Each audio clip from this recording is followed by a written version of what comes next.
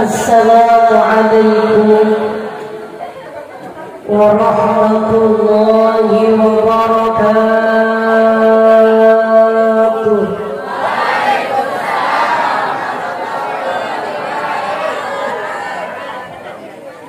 Tabi'un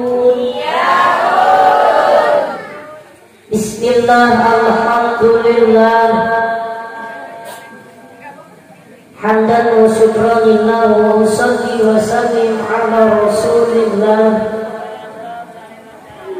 wa ala alihi wa sahbihi wa mawalah. Asyhadu an la ilaha illallah wahdahu la syarika lah, wa asyhadu anna Muhammadan abduhu wa rasuluhu la nabiyya ba'd. Allahumma shalli wa sallim wa barik ala sayyidina Muhammad ibn Abdillah wa ala alihi wa sahbihi wa man tabi'ahum bi ihsan ila yaumil qiyamah. Amma ba'du. Alhamdulillah, mari kita bersama-sama awali dengan ucapan rasa syukur kita kepada Allah, sehingga pada kesempatan malam yang penuh berkah ini, di bulan yang mulia ini, di tempat yang insya Allah dimuliakan ini, kita bersama-sama berkumpul, bermuajah, berzikir kepada Allah, berselawat kepada Rasulullah. Mudah-mudahan perkumpulan kita ini bisa menjadi wasilah kelak di yaumil kiamah, bisa berkumpul di surganya Allah Subhanahu wa ta'ala. Amin. Salawat beriring salam kita sampaikan kepada junjungan yang mulia, Habibana wa syafi'ana wa maulana Muhammad sallallahu alaihi wasallam, yang mudah-mudahan kita diakui sebagai umatnya, diberikan syafaat kelak di yaumil qiyamah. Amin ya rabbal hadratil muhtaramin, para alimil ulama, para kiai yang sama-sama kita ta'zimi, yang mui cintai, yang mui muliakan, yang mui harapkan doa berkah ilmunya. Wabil khusus beliau Romo Yai Adnan Aziz selaku pengasuh pondok pesantren Darul Falah, yang mudah-mudahan beliau beserta keluarga besarnya diberikan panjang umur, dimuliakan oleh Allah Subhanahu wa ta'ala, dan memberkahi kita semuanya. Amin ya rabbal. Romo Yai Ustadzah yang kita harapkan doa berkah ilmunya, yang sama-sama kita ta'zimi, sekaligus beliau Ketua DC NU Talang Padang, yang mudah-mudahan beliau beserta keluarga besarnya Allah muliakan dunia akhirat. Para yai yang lainnya mohon maaf tidak bisa kami sebutkan satu persatu. Takmir masjid, bapak kaum, pengurus masjid, mohon maaf tidak bisa kami sebutkan satu persatu. Jajaran pemerintahan, atasan sampai bawahan, yang mohon maaf tidak bisa menyebutkan satu persatu karena mengikat waktu. Pengurus NU mulai dari ketua, wakil sampai ranting ke bawah, dan terkhusus yang umum muliakan, yang umum cintai, pengurus IPPNU dari ketua, wakil, dan rombongannya. Mohon maaf tidak bisa sebutkan satu persatu. Mudah-mudahan antum semua Allah jadikan anak-anak muda yang dicintai oleh Allah dan Rasul, dijadikan generasi penerus bangsa yang beragama, yang senantiasa istiqomah dalam berdakwah, istiqomah dalam memperjuangkan agama Allah Subhanahu wa taala. Amin ya rabbal. Dan tak lupa jamaah, bapak-bapak dan ibu-ibu yang mukanya udah pada lesu semua, mungkin karena tadi kebanyakan makan rujak, minum rujak, kebanyakan buka puasa makannya udah berlebihan, tambah waktunya udah malam begini. Mudah-mudahan ibu-ibu yang udah pada ngantuknya jadi ibadah. Nikmat ngantuk itu luar biasa, Bu. Perlu kita syukuri, kita ini dikasih nikmat ngantuk.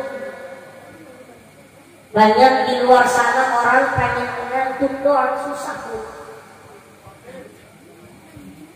Mulai 2015 itu pernah di Indonesia, sering ketemu artis-artis di sana. Ada Irfan Hakim, ada Abdel, ada juga masih banyak. Mereka sering ngobrol, cerita.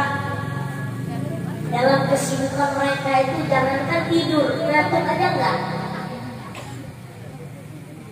Dalam kesibukan mereka tidur, jangankan tidur, ngantuk aja enggak, susah mau tidur. Sehingga sebagian artis-artis itu pengen tidur harus minum obat. Sedangkan kita nggak usah minum obat,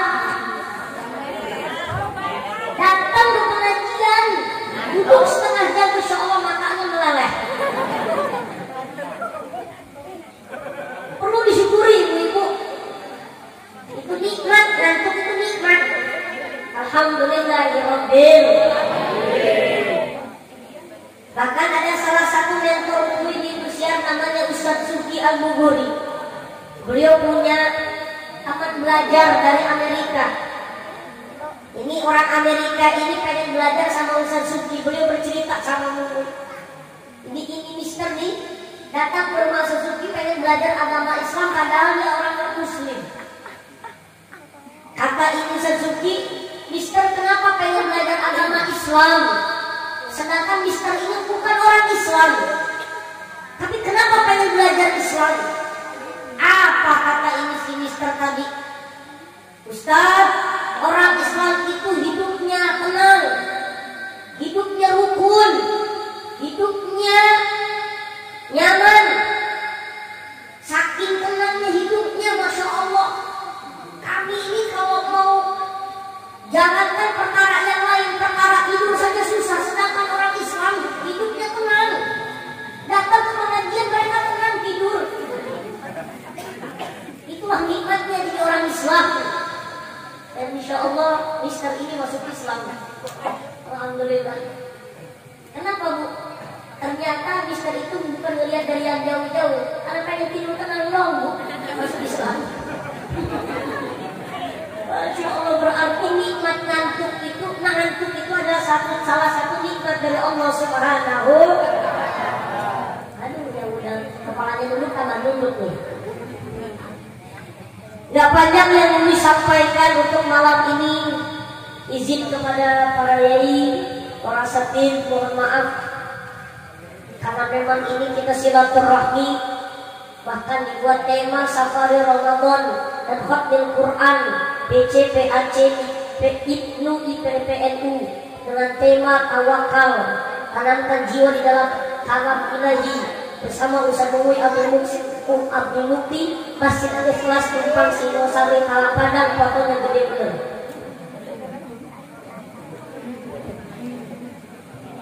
Ini kira-kira masih sanggup gak nih kalau sampai sahur? Bu, sanggup sampai sahur? Bapak-bapak sanggup sampai sahur, Pak? Silakan bapak-bapak ada sahur di sini. Enak dengan rumah sahur.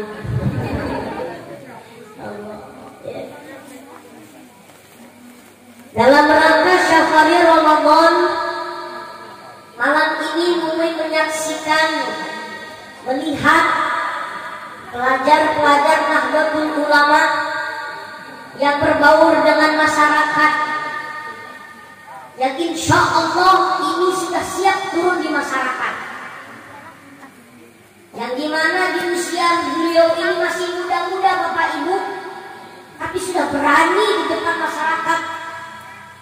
Mereka sudah siap turun di masyarakat, yang mungkin di luar sana pelajar-pelajar yang lain di masa di bulan Ramadan dengan tawurannya, dengan keonarannya yang kita sering lihat di berita di media sosial, tapi malam ini kita menyaksikan pelajar-pelajar Nahdlatul Ulama berkumpul dengan masyarakat untuk mengagungkan, memperjuangkan agama Allah, mensyiarkan Islam, bersalawat kepada Rasulullah sallallahu alaihi.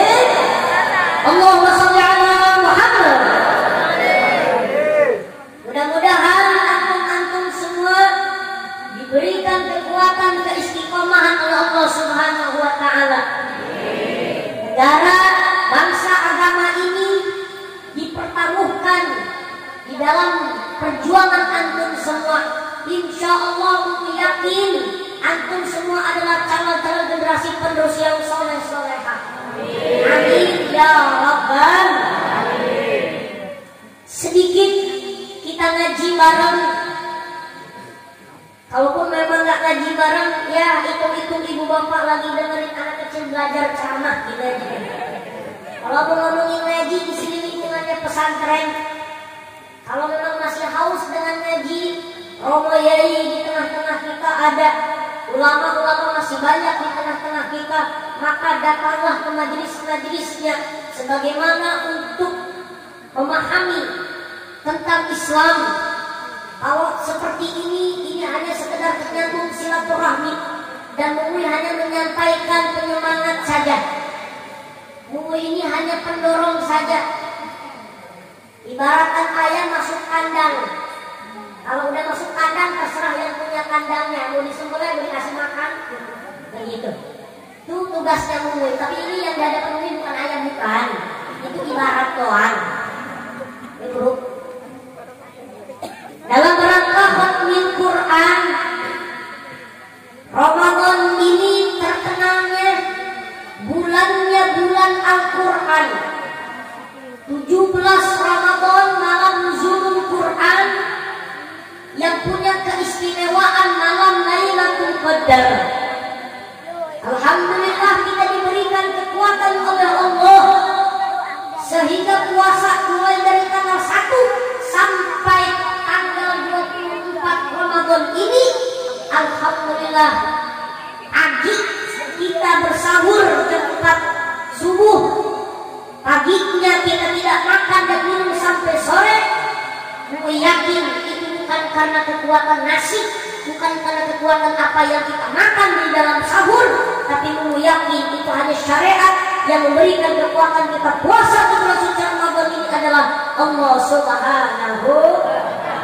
Mudah-mudahan ibadah-ibadah kita di bulan suci Ramadan ini, mulai dari yang terkecil sampai yang terbesar, siang kita berpuasa, malam kita tarawih, belum tadarus Al-Qurannya, belum sedekahnya, dan lain berbagai kebaikan yang lainnya, mudah-mudahan dicatat oleh Allah sebagai amal ibadah yang soleh-solehah. Amin ya Rabbal. Sedikit mau disampaikan tentang keistimewaan Al-Quran.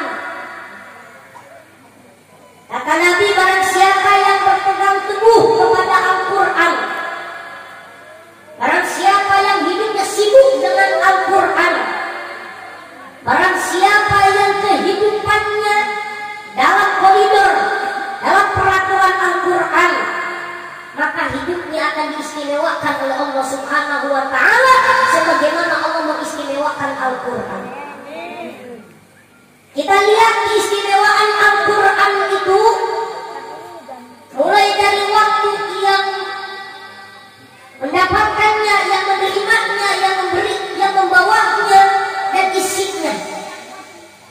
keistimewaan Al-Quran kalau dilihat dari waktu, Allah turunkan Al-Quran yang dimana ulama menyampaikan malam nuzulul Quran, malam turunnya Al-Quran itu bulan Ramadan, sehingga waktu turunnya Al-Quran ini waktu menjadi mulia, disebut menjadi sajidus syuhur, ialah bulan suci Ramadan.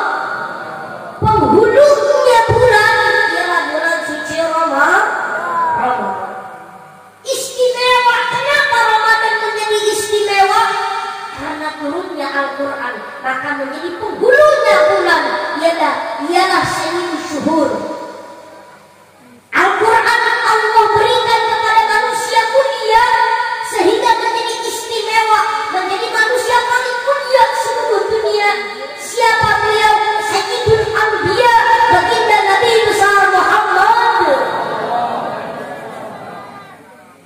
Lalu Allah titipkan, Allah sampaikan melalui malaikat Jibril, sehingga malaikat Jibril pun menjadi mulia di hadapan Allah dan di seluruh makhluk dari kalangan para malaikat, sehingga mendapatkan gelar Sayyidul Malaikah, kepalanya para malaikat.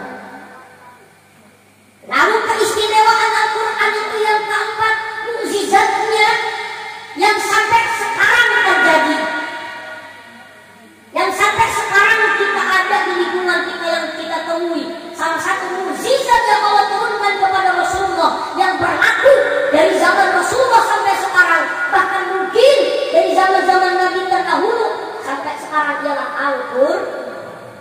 Pertama, Ramadan menjadi istimewa karena turunnya Al-Quran yang begitu istimewa, sehingga di bulan Ramadan ini umat Rasulullah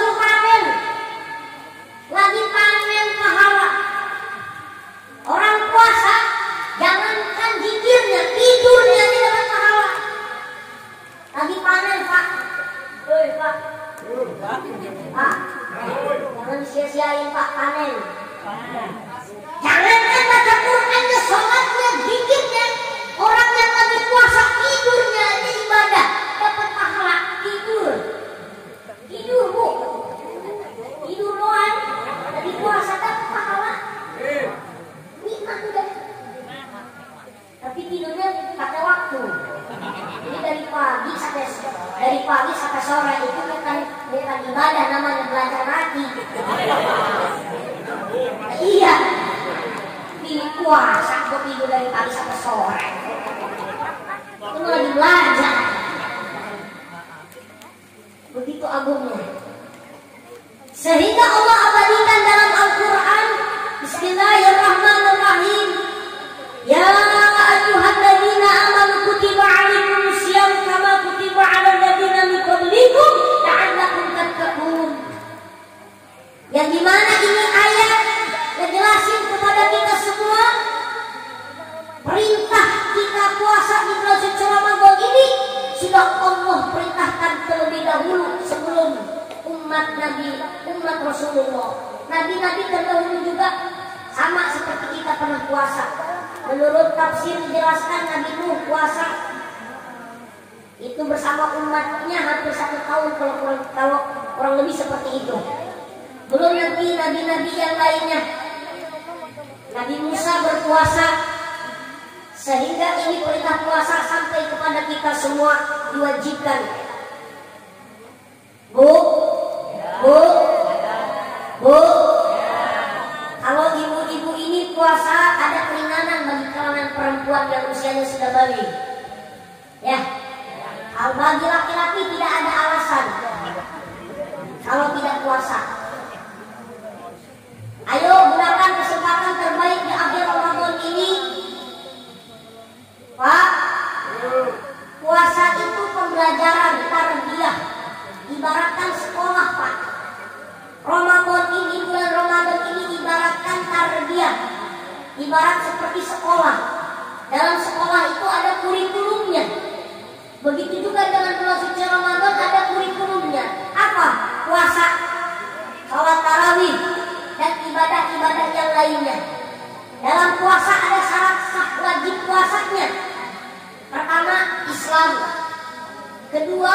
balik. Ketiga, berakal. Keempat, punya kekuatan. Kalau ada orang Islam yang tak puasa berarti kurang syarat.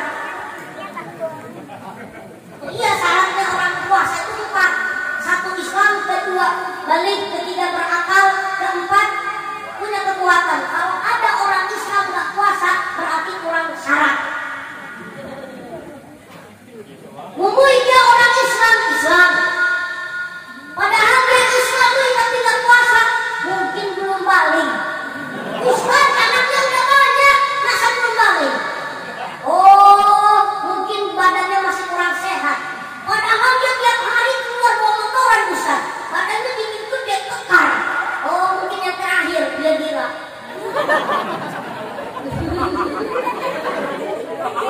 Maaf ya. Iya, kalau memang 4 syarat itu tidak ada, tapi itu kita nggak puasa ya nggak ada syarat, itu kurang syarat gitu. Ya Pak? Itu yang ketawa kayaknya ngerasa. Loh, ya Allah.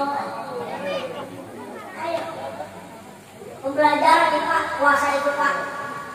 Ya, pembelajaran buat kita semuanya. Masya Allah. Sehebat apapun orang, kalau udah dikasih puasa lemah dia rasanya. Yang kedua, dalam puasa itu ada tarbiyah. Tarbiyah menahan diri dari perkara-perkara keburukan. Kalau orang lagi puasa bawaannya macam-macam. Kalau orang lagi puasa emosinya kadang-kadang lebih tinggi daripada perut lagi kenyang. Betul. Makanya puasa itu bukan cuma sekedar menahan lapar dan haus. Jangan sampai, ayo mulut kita puasa, telinga kita puasa. Makanya puasa itu pembelajaran menahan diri, memanage hawa nafsu, bukan menghilangkan hawa nafsu, tetapi ialah menahan, bukan menghilangkan. Repot Bu, kalau suami ibu beres puasa nafsunya hilang. Nah iya, makanya puasa ini menahan, bukan menghilangkan. Gitu, paham? Udah paham kan?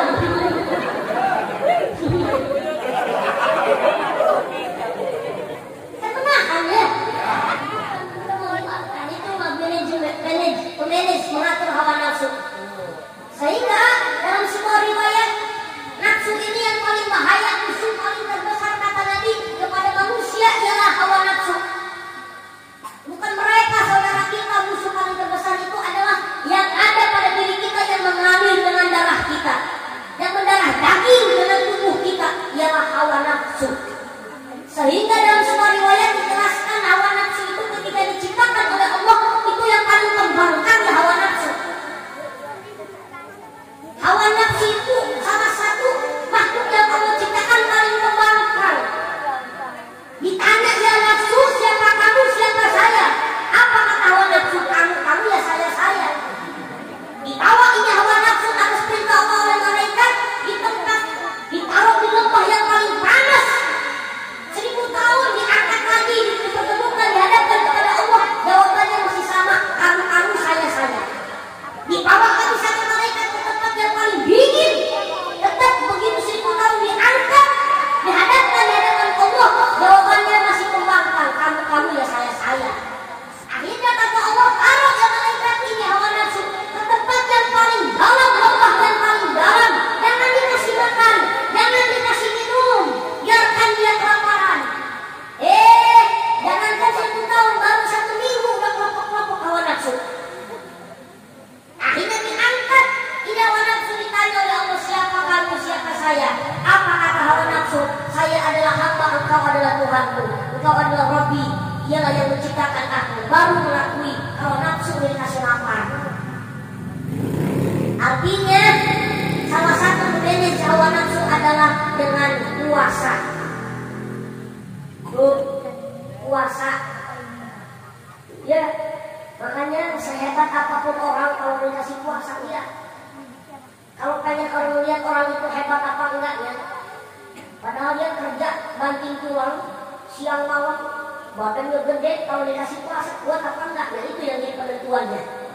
Walaupun preman terminal itu takutnya dari atas sampai bawah, begitu dia dikasih puasa, loyo pak, loyo.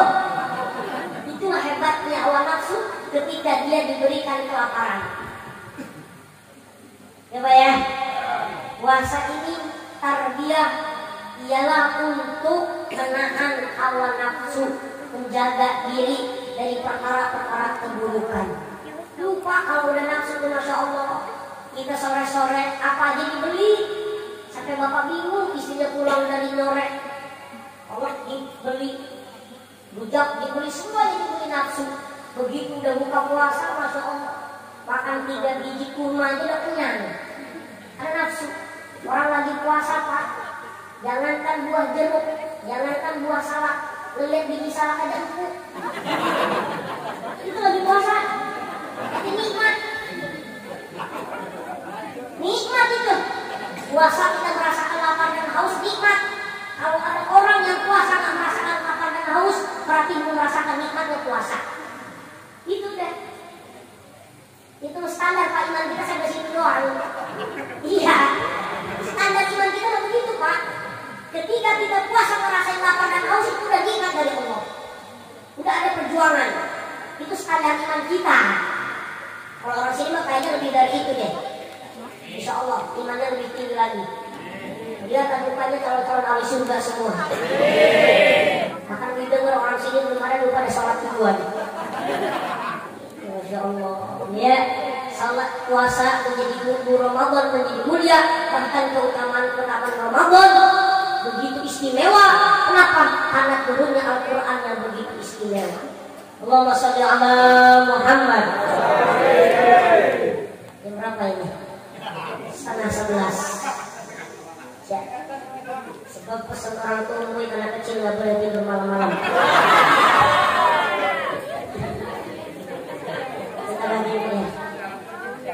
Yang kedua, istimewanya Al-Quran yang menerima manusia istimewa, sehingga menjadi Sayyidul Anbiya Rasulullah Sallallahu Alaihi. Apa yang tertera dalam Al-Quran itulah Rasulullah. Apa yang ada dalam kehidupan Rasulullah itulah Al-Quran. Rasulullah dengan Al-Quran menyatu. Tidak akan turun Al-Quran kalau tidak dilahirkannya Rasulullah. Dalam riwayat tidak akan terjadi malam Lailatul Qadar, tidak akan terjadi hari raya Idul Fitri, tidak akan terjadi hari raya Idul Adha, tidak akan turunnya Al-Quran kalau tidak dilahirkannya Rasulullah Sallallahu Alaihi. Tidak ada yang meleset sedikit pun kehidupan Rasulullah dari isinya Al-Quran. Mudah-mudahan kita akui Pak, Bu, yang kita habis baca sholawat sama Rasul tadi, baca maulid, kita akui puasa kita ini puasanya bisa dikatakan masih puasa anak-anak. Ya, paham gak Pak? Puasa kita ini masih puasa anak-anak. Pasti kalau sore yang dipikirin itu bukanya. Betul? Betul? Iya. Puasa kita ini kayak puasa anak-anak yang butuh iming-iming. Iming-iming. Semangat mau buka kalau hidangannya banyak. Udah gitu mencekrek-cekrek aja deh. Potong cekrek bagiin di sosmed, di Facebook, di WA. Padahal banyak ulama yang menyampaikan hati-hati kalau mau upload makanan. Khawatir kalau ada tetangga sebelah ngeliat di sosmed, tetangga sebelah nggak ada itu makanan, maka akan menjadikan salah satu penyakit buat itu tetangga. Tuh, ya, ini biasanya ibu-ibu latah, di sedikit cekrek upload. Buka hari ini hidangannya banyak, padahal tetangga di sebelah ngomong-ngomong makan, mereka susah. Ya, kalau bisa harus pandai-pandai menjaga di sosmed. Ini Masya Allah. Kita akui ibadah puasa kita ini mungkin ya seperti anak-anak, tapi setidaknya dari segala kekurangan ibadah puasa, ibadah tarawih, ibadah yang lainnya, dengan membaca sholawat kepada Rasulullah itu menjadi wasilah penutup segala kekurangan ibadah kita. Amin. Amin ya Rabbal alamin. Yang ketiga, Sayyidul Malaikah. Malaikat Jibril ini menjadi kepalanya para malaikat. Kenapa? Karena istimewa membawa Al-Quran.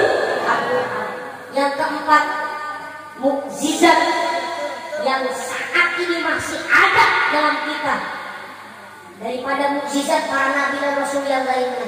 Nabi Musa diberikan mukjizat oleh Allah membelah laut dengan tongkatnya, tapi tongkatnya tidak menjadikan pahala bagi kita umat akhir zaman.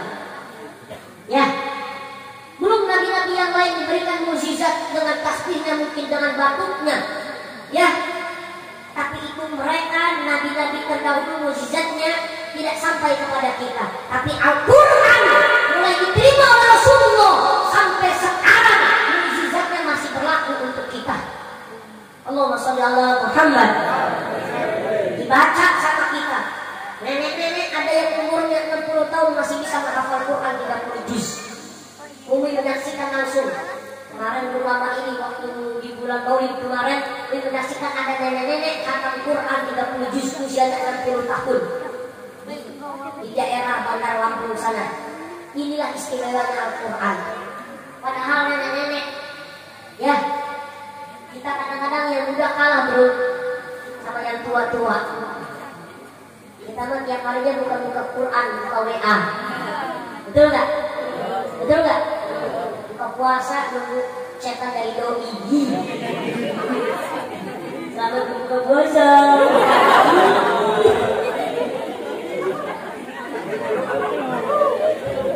Tolong yang jomblo yang sedih. Masya Allah. Ya. Ini guru pelajaran buat kita semua. Maka ayo orang tua zaman dulu, ibu-ibu, sebelum Umi tutup, ini Umi memberikan masukan bagi ibu-ibu. Kalau di akhir-akhir Ramadan itu orang tua zaman dulu, Umi masih ingat dulu waktu Umi masih kecil. Ya pokoknya dulu lah, ibu yang mikir aja kan. Dengar itu. Ibu-ibu zaman dulu itu kalau di akhir-akhir Ramadan tanya sama anaknya, nah sudah hafal Al-Quran berapa kali? Pernah nggak ditanya begitu sama orang tua kita zaman dulu? Pernah ya? Mungkin yang usianya yang lahiran tahun 95, tahun 94 pernah ditanya begitu. Baru ini nak baju lebaran. Ya, kalau sekarang nggak gitu. Nah, tanya beli baju lebaran apa enggak? Bukan ditanya lagi Al-Qurannya. Ibu-ibu mungkin di sini ada ya sebagian ibu-ibu orang tua yang nanyain sama anaknya, nah, kalau hatam Al-Qurannya sampai 3 kali selama bulan suci Ramadan ini, nanti ibu belikan baju lebaran yang paling mahal. Boleh nggak Bu? Boleh. Untuk penyemangat. Ya, ini ibu-ibu lagi sibuk sekarang di akhir Ramadan. Maka kata Nabi nanti lihat di akhir Ramadan umat di akhir zaman lebih perlu di masjid atau perlu di mall atau di pasar. Ibu sekarang ini lagi sibuk buka lapak-lapak diskon di HP. Mana nih lapak-lapak diskon tuh dibeli online. Ya Allah, ya Bu, biarkan anak-anak kita Al-Quran. Insya Allah karena memang ini temanya khatmil Quran, khatam Al-Quran. Insya Allah kami doakan anak-anak ibu bapak menjadi anak-anak yang penghafal Al-Quran, menjadi anak-anak yang senantiasa cinta dengan Al-Quran. IPPNU, IPNU, walaupun sibuk dengan organisasinya, jangan lupakan Al-Quran. Lalu kita disebut pemuda-pemudi Nahdlatul Ulama, tapi Al-Qurannya jarang dibuka. Ya, salawatan terus nggak pernah baca Quran, salah. Bukan salah, tapi kurang bagus. Baca Quran tapi nggak pernah salawat, berarti bukan orang yang dulu. Betul? Udah pokoknya dua-duanya harus dipegang. Insya Allah mudah-mudahan antum semua kalau jadikan pemuda-pemudi yang dicintai oleh Rasulullah. Amin. Amin ya Rabbal. Dan titip sebelum ditutup lagi, titip ada penyakit umat Rasulullah di akhir zaman. Yang ini mohon maaf bisa jadi ini perusak ibadah kita selama 1 bulan puasa Ramadan. Kenapa? Karena ada bahasa berharap kepada manusia di penghujung Ramadan yang disebut THR, tunjangan hari raya. Padahal kita ini bukan pekerja. THR itu berlaku bagi orang yang kerja di perusahaan yang dimana sesuai dengan UMR. Kita ini kerja apa-apa enggak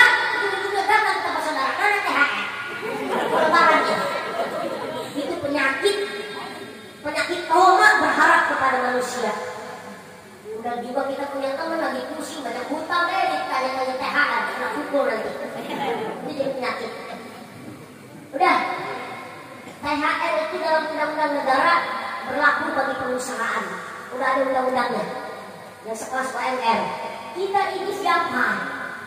Oh di chat-chatan mana THR, mana THR. Mohon maaf, ini bisa menjadi penyakit buat kita semua. Bisa menjadi penyakit kalau berharap. Kalau untuk guyonan sama saudara boleh nggak? Mungkin kalau sama saudara dekat boleh. Kita guyonan aja sama saudara mana THR gitu kan. Tapi kalau berharap berlebihan sehingga ada omongan dari luar nggak enak, tuh dia padahal usahanya lancar, nggak pernah ngasih THR. Oh, udah tumbuh penyakit koma berharap kepada manusia. Nauzubillahi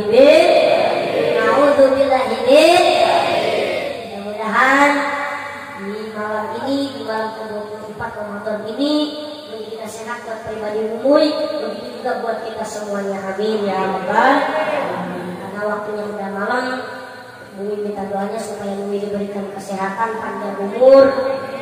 Bumi minta doanya nanti bulan Syawal Bumi itu ada pengajian ke Malaysia. Acara apa itu? Acara sunatan upit-upit. Ya, alhamdulillah. Waktu Bumi tutup. Mohon maaf apabila ada kekurangan kesilapan, baik tingkah laku Bumi maupun dari kata-kata Bumi kurang pas, kurang kata krama, mohon maaf yang sebesar-besarnya.